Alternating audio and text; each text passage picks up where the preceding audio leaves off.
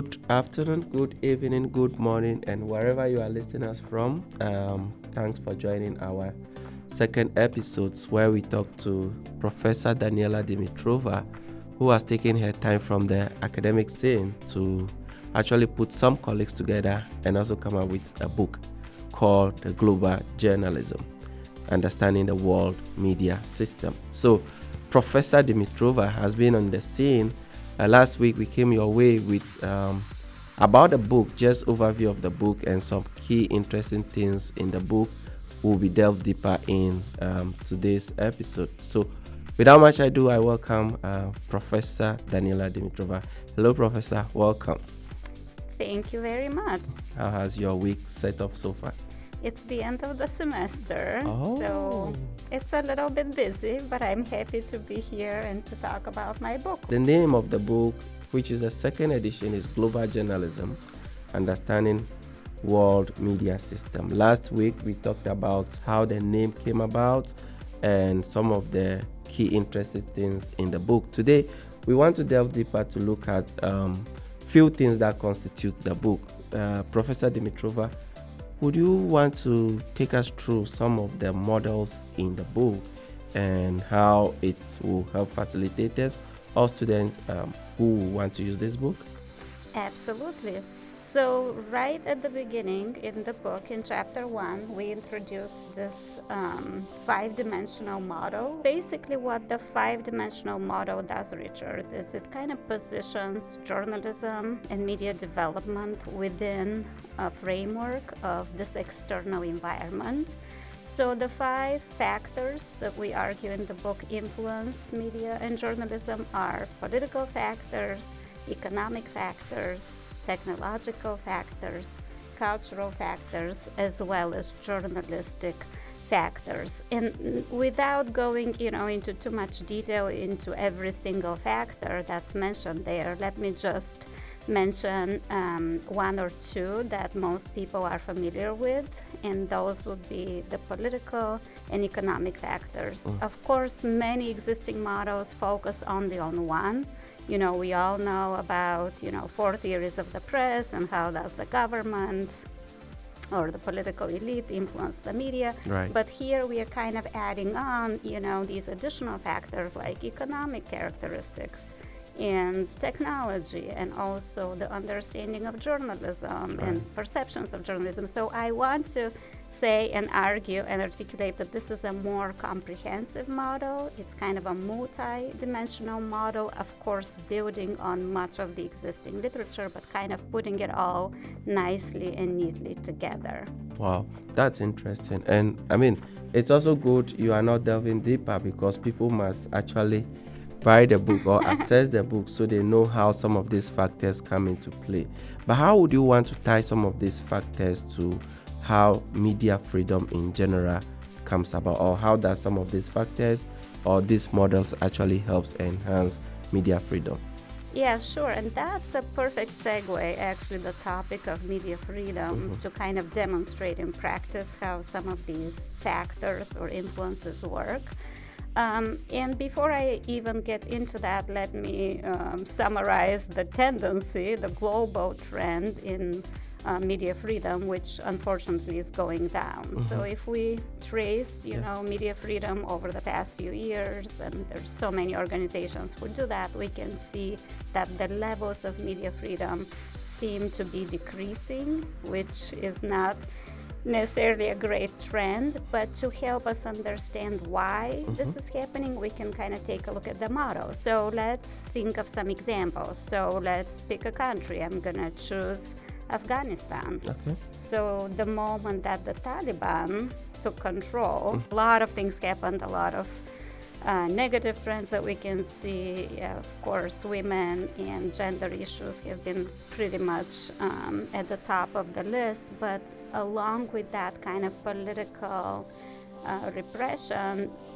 came very strict control over the media and pretty much direct censorship by the Taliban of certain topics, people, issues, etc. So that's a kind of an easy and quick example of how political factors influence media freedom. But let me again pick economic factors and talk about how in another country that could be used, kind of as a positive or as a negative tool or incentive or disincentive against media freedom. And I think a good example here, I think a lot of us already know, would be Hungary. Oh.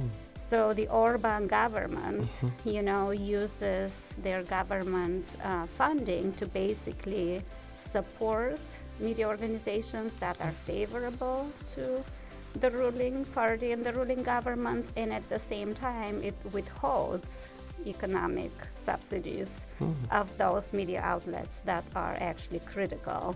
And slowly but surely now in Hungary we see this, trend towards what's being called captured media system, of where maybe less directly or somewhat indirectly the government has been able to erode the level of media freedom there. I also want us to look much, much more deeper to see technology and its evolution, and how your book actually explore technological impact, because some part of the books also capture or looks at technology. So how did you discuss this whole concept in the book? All right, communication technologies, digital media, ChatGPT, all of these keywords, right, that has had a huge impact on journalism. There's no doubt about it. In the book, we have 3 different chapters that actually are about technology. And I have actually, in the second edition, I have added a whole new chapter on AI, or generative AI. That's one way we have really thought about and enhanced the book. And really, in that very thought-provoking chapter, there's a lot of good questions raised, including what is truth, and can we, with the increased use of these, AI technologies, really determine and distinguish between false content and truthful content. And the verdict is still out on that. Let me also add, in one of the earlier chapters in the book, we have a look by a colleague based in Israel, Israeli professor, who kind of tackles this debate about core and periphery countries, and talks about how has global flow changed. Because, ideally, or maybe, kind of idealistically, at the beginning of this, online and digital technologies, we thought, okay, the whole global playing field will be equal, and there won't be this kind of a stark, contrast or difference between core countries and periphery countries. But what the chapter actually shows is, yes, there is some progress, and yes, there are some local centers, within, let's say, the region of Latin America. There could be some local dominant countries that are kind of, becoming more central for global news flows. And, within Africa, other regions, there's those different regional centers. But if you look at the whole world, again, the dominance of US technology, media information, even within Google searches and online use, is very much still prevalent. Yeah, I mean, that's interesting, because I came from Ghana, and when it talks about technology and how fast newsrooms are adopting it, of course you see the imbalance that exists between the West and then the other peripheral countries. So it's an interesting thing to know that you have actually discussed some of those things in your book, using key prevailing situations or evidences. That way people can see what's happening elsewhere. But then one of the interesting things that you also discuss in your book is wars, and how journalists over the years have covered wars and all that. That's kind of interesting. Do you really want to talk much about like how journalists cover wars, and why did you include that? Oh, sure. And that's a really good question. Why is that important? Or why is this something that I find interesting? And you may know that some of my earlier research has looked at the coverage of the Iraq War, in comparing how the media in different nations such as Sweden, United States, Middle Eastern nations, Australia, other places, how did they cover the war, and was the coverage somehow related to the foreign policy of the country, as well as some other characteristics of the media and journalism in those nations? And the short answer is yes. So ever since then, I've been really fascinated by the way the media cover conflict events such as wars, conflicts, migration, refugees, topics like that. And those are some of the case studies included in the book. Why is that important? Well, I think a couple of reasons. One, it kind of, puts under the microscope this idea of objectivity or perfect neutrality, right? Because if journalists are following the same principles of news reporting, why would the reporting differ so widely, right, between different countries? It also shows or highlights this notion of localization, right? That the media in any country, in any nation, they have to speak to their local audience and make the story relevant. Again, in the book, we have some interesting cases from the Syrian recent war, as well as I think we have a case study on how refugees and migrants are framed in the media. Yeah, I mean, that's also a good one, because when we talk about objectivity and then we look at war, and then you look at group of people involved in war, and then you look at the journalist, which side does the journalist come from, and how he or she is going to report that war.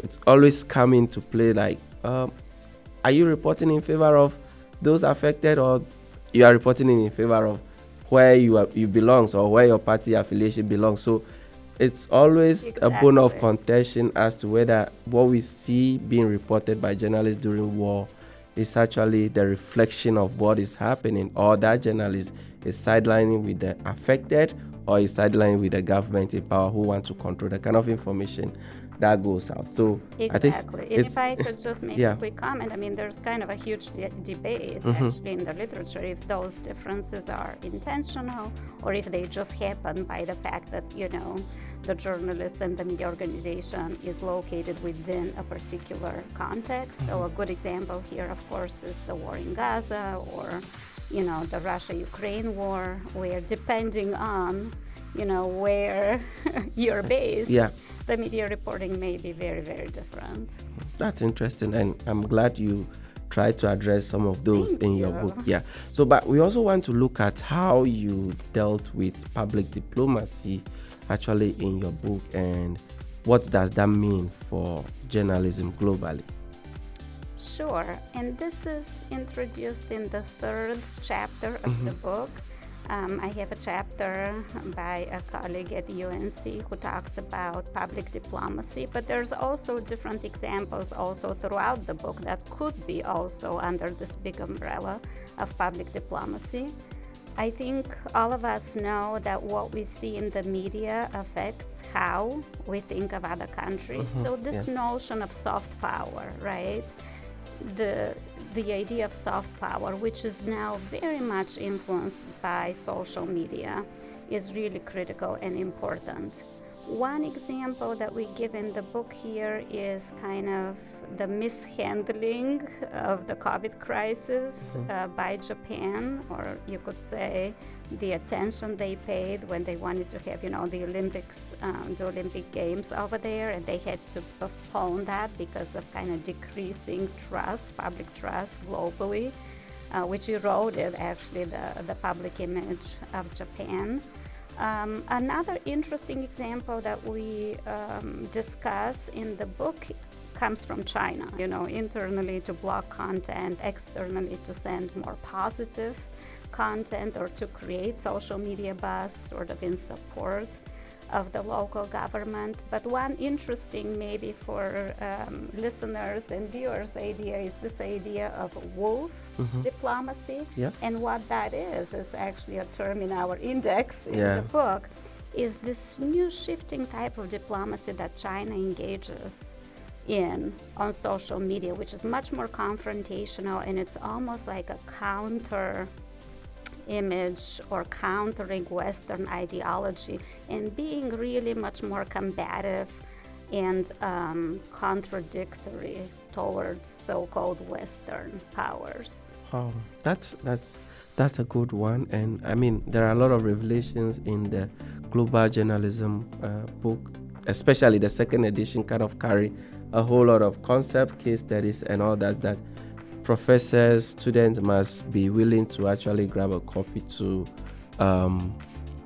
know how you actually discuss that in the book. Sure. These case studies, sometimes we think of conflict, Yeah. war, and negative things, but we also have fun things. And soccer, in my opinion, Yeah. is kind of a fun activity, or as we call it, football, outside of North America.